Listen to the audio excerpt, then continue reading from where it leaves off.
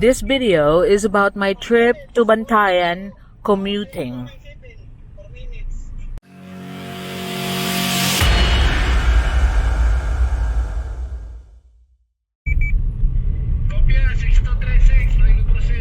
I am now on the way to terminal of the North Bus in SM City Cebu vicinity because I will be going to Bantayan Island to check on the first boat, and hopefully I could turn over to the first recipient on this trip.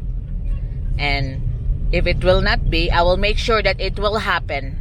And this is like the perils and the disadvantage of doing a commuting trip, because I have been waiting for a taxi in my sister's house in Pitos, because I have to get down from my house down to Pitos and just wait for a taxi. And you won't believe it, I was waiting for an hour just for a taxi to arrive in that subdivision that she lives. And it's not a common thing, because some subdivisions have the same problems, that taxis are like a gem if you are really waiting for them. And look at the traffic now. I was there about 6:30 or almost 7 o'clock, and it's 8 o'clock now, the rush hour time for Cebu City. And then I will be showing you how long it will take by the bus and the stops and everything about what you want to know if you're traveling to Bantayan Island via commuting. Thank you, Dong. So I was just in time before, a few minutes before the Bantayan Island bus leaves. Sige, kani. Wala na? So this is the bus that goes straight to Madridejos, and you have to find this if your destination is going straight from here in Cebu City, SM North Bus Terminal. It will go straight to Bantayan Island. This is the sort of bus that go aboard the ferry.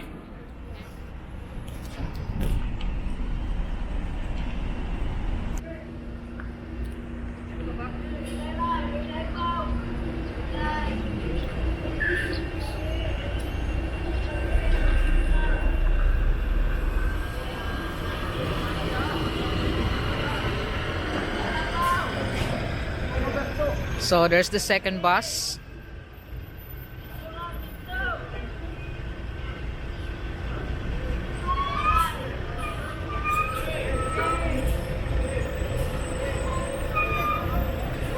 You see, it's high tide. The water almost come into the warp. And we'll end up in Madridejos town, or even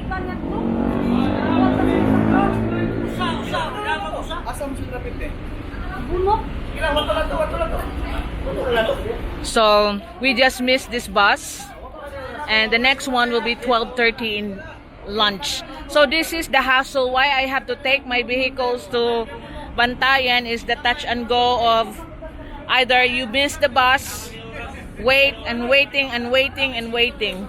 Like I was waiting for an hour just to get a taxi in the subdivision of my sister. It's really time wasting, but it is. I'm just showing you the procedure and how to do it.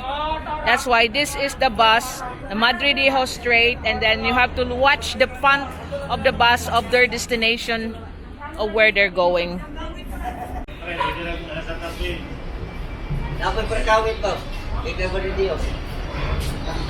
So this is now the new North Bus Terminal that is located here in the vicinity of SM City Cebu. And you can see the background, that's the Grand Tower Hotel and the Bayfront Hotel. So like I think you can remember before, it's on the north area, which in Mandawi area before. Now it is here in SM City Cebu.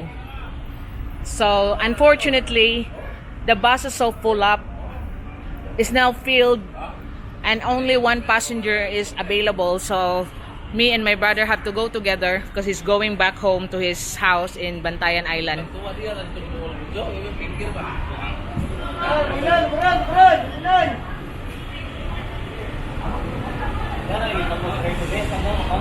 So anyway, the next bus will be 11:30. And I'll show you the schedule of the ferry as of June 1, 2021.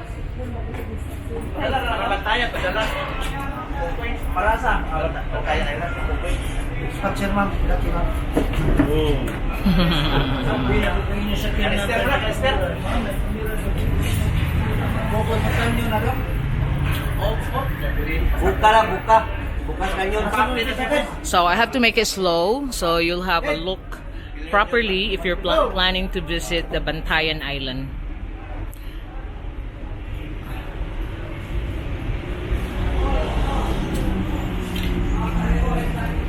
Diba, ang buha maning nabas Bantayan mo. So you see that from Bantayan is 6:45 p.m. is the last one, and you just read it yourself. It's all self-giving. So 3 a.m. is the first trip from Madridejos to going to Cebu.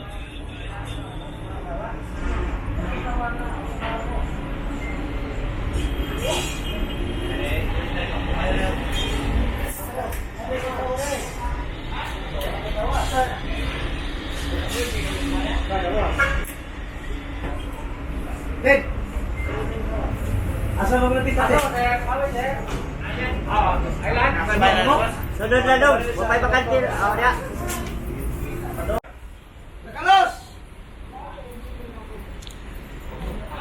So the fare of the bus going to Hagnaya aboard the ferry and going to Madridejos will cost you 280 pesos. Then while on the barge will also be asking for the fare per person at 185 pesos. So all in all, that will cost you about 460 pesos. 465 pesos per person. But much more, it's cheaper than what I have been spending if I take my vehicles. For a car, I'm paying 1,500 in total, and from Cebu to Hagnaya, and then aboard the ship 1,500 in total, and then I have to put on the petrol. Of course, that will cost me back and forth, bringing my vehicle about 4,000 pesos. But I have never tried the bus before, so this is my first time because I always drive to Bantayan. Because now that I have projects in Bantayan, I need to save my money. Old B said, you gotta have to try the bus. And you know, I'll be staying on my brother's house. And he also sent me sardines for my dinner. No, I'm only kidding. Old B said, do what you want. If you're happy to try the bus, then try the bus. So I never had tried the bus, so I could compare.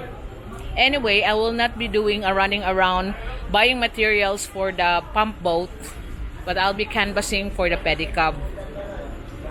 So this is now my latest video on my third trip to Bantayan Island.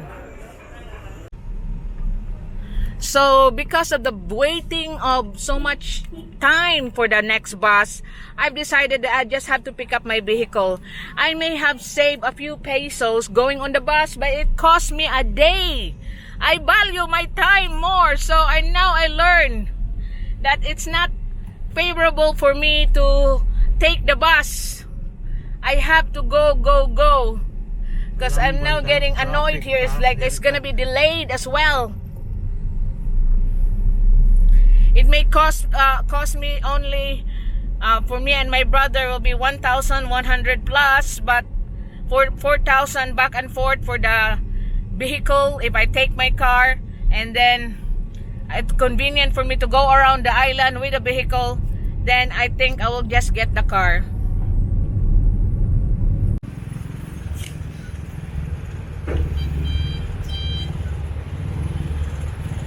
I have to go back up now to get my vehicle because I think I could be faster than going on a bus. The bus is too much waiting, especially the one that we just been waiting on the terminal. There are actually waiting for 7 people that are still in Talisay City because the passengers are related to the conductor. Woohoo!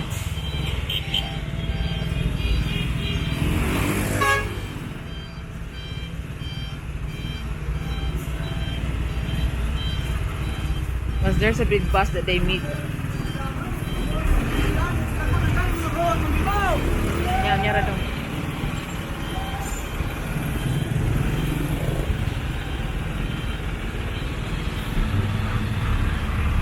Jesus.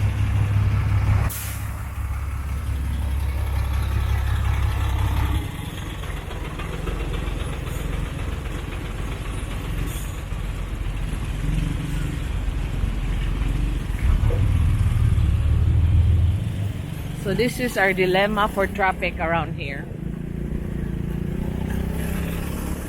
On the way up, pick up the vehicle and I could drive faster than that bus if they're gonna be waiting and waiting for people like that, not following their schedule.